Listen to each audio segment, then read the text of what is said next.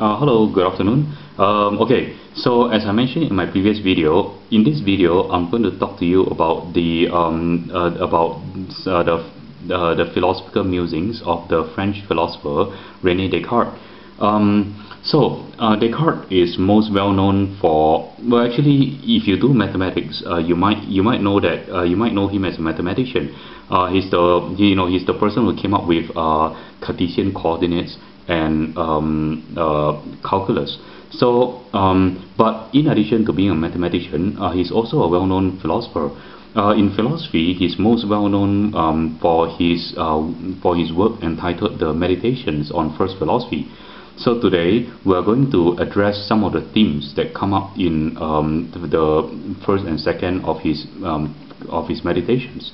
Now, why is it called the Meditations? Well, it is called the Meditations because in the Meditations he basically meditates very intensely on the foundations of our knowledge. He asks himself this basic question, which is, how can we be justified in knowing what we claim to know, in knowing what we think we know about ourselves and the world? And at first he comes to the conclusion that none of the things that we think we know we are actually justified in knowing. We really don't have good reason to know what we think we know. So and then after that he tries to regain knowledge of the world through a very interesting and indirect path. But okay, all this is getting ahead of myself.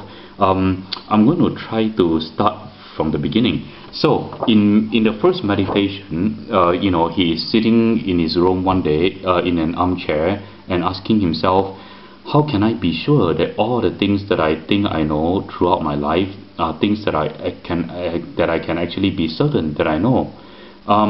In other words, how can I be justified in claiming to know what I think I know? Well, so he starts by asking himself, can I even trust my senses? Are my senses actually reliable? Sometimes our senses are unreliable in everyday life. For example, if things are too far away, or if I'm seeing something under bad lighting, I may not be able to see clearly in those circumstances. But for the most part, we don't really worry about that, because for the most part, our senses seem to be reliable. For the most part, we see things in lighting that is okay. We see things that are not that far away, so we can see fairly clearly. But Descartes isn't satisfied with that, because it is not enough that our eyes and our sensory apparatus is reliable in that way. It is not a matter of whether the sensory equipment is working properly, so to speak.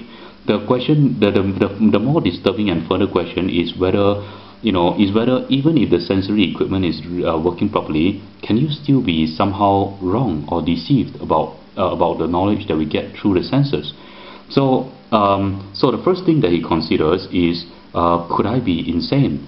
And this is called the insanity argument. The insanity argument is an argument that he poses for himself to try to cast doubt on his sensory knowledge. So, for example, if I'm insane, I might think that I'm sitting here talking to you about philosophy and making a video about it when I'm just rambling, or if I might just be talking to a toy video camera for all I know, because I might be insane. But Descartes doesn't seem to believe that he's insane.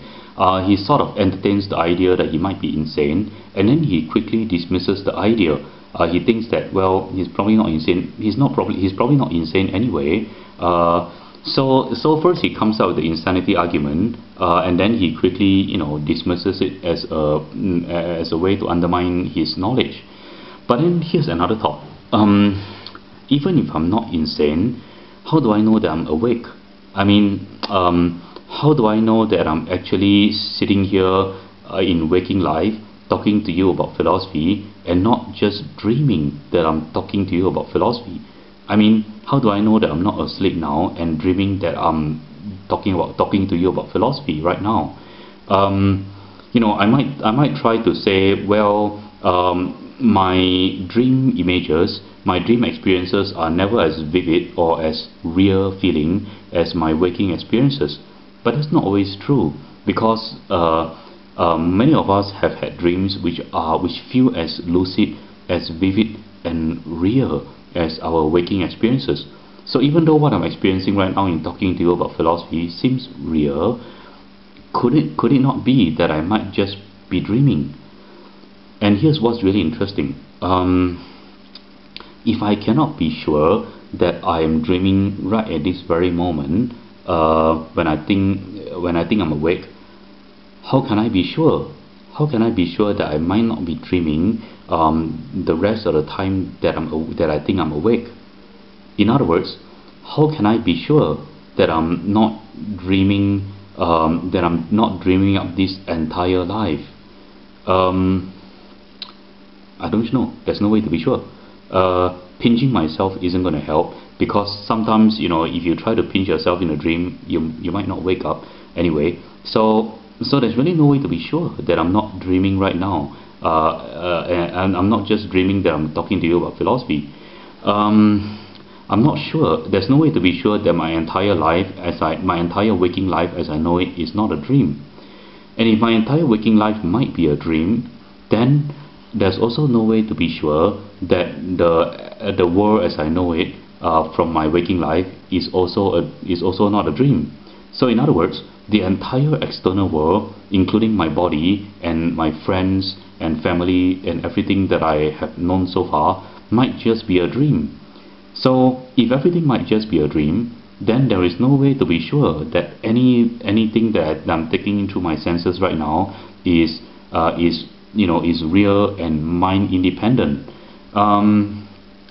So this, all of this, everything that I just mentioned about dreaming is called the dreaming argument.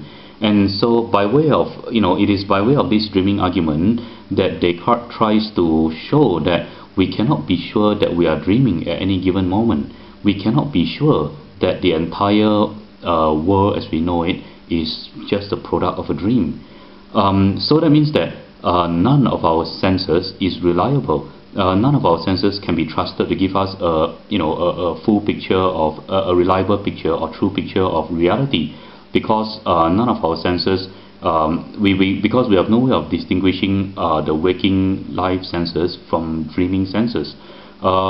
So the dreaming argument, by means of the dreaming argument, Descartes has succeeded in undermining our confidence in our knowledge of the external world and in everything that is physical. But here's one more thing. Here's one thing that we can try to take comfort in, and that is this.